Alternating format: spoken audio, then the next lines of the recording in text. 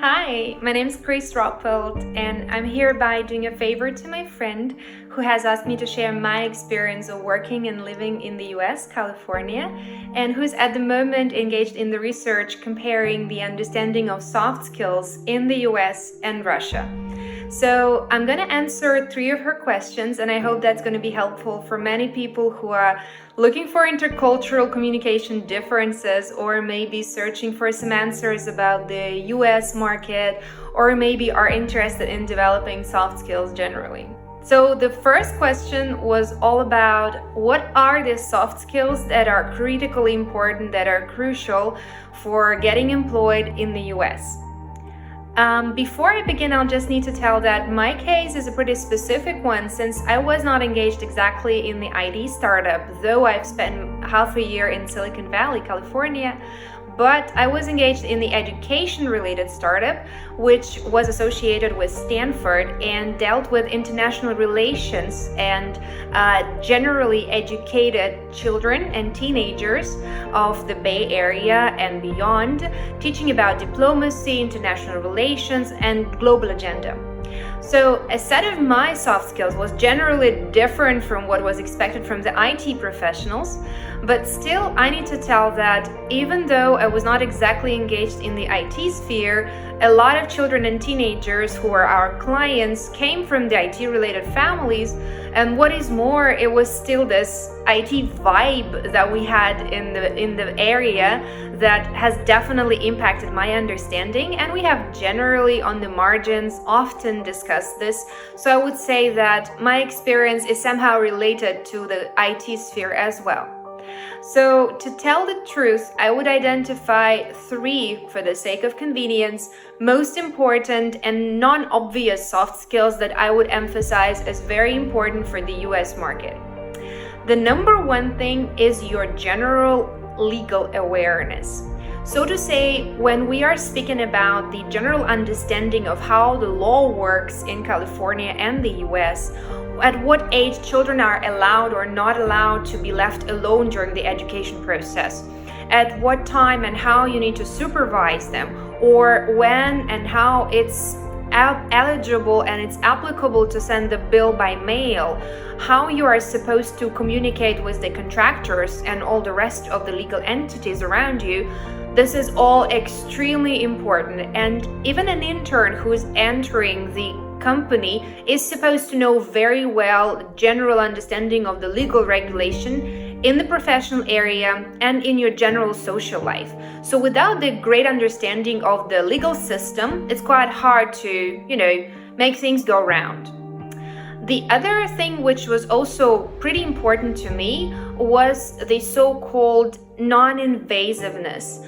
I would not even be sure if we can call it a soft skill, but in my understanding, this was something that was not quite important in Russia when I was working there back in Moscow and in other regions of Russia, but it has become extremely crucial, extremely relevant for the American market.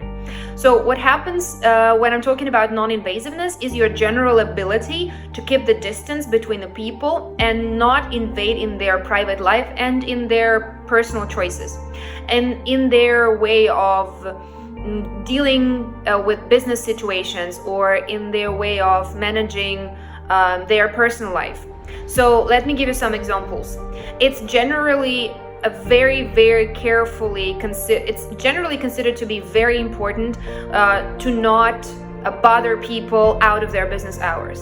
It's generally considered to be very important to message rather than to call. It's generally considered to be extremely important to first ask before get into some conversation. It's extremely important to switch off your phone during the meetings, and if suddenly your phone beeped, it's really impolite and rude. So generally being able to protect the private space of another person, not intervening into it, not being rude when you're speaking to someone, that is all just common sense. So I wouldn't say every intern who gets into the organization knows that during the conference call or the business meeting, you're supposed to have your phone muted for sure. I wouldn't say that's something super common. In the US, you would be frowned upon if you don't do that. And so the number 3 thing, I'll tell you with a smile on my face because I've got very serious, I know, and it's been quite important for me to highlight the 2 questions above, but now it's time for me to get to the point number 3. The point number 3 is your general, let's call it friendliness and easygoingness, if this word exists. And let me put it like maybe your politeness. That would be something extremely important. So let me get it straight.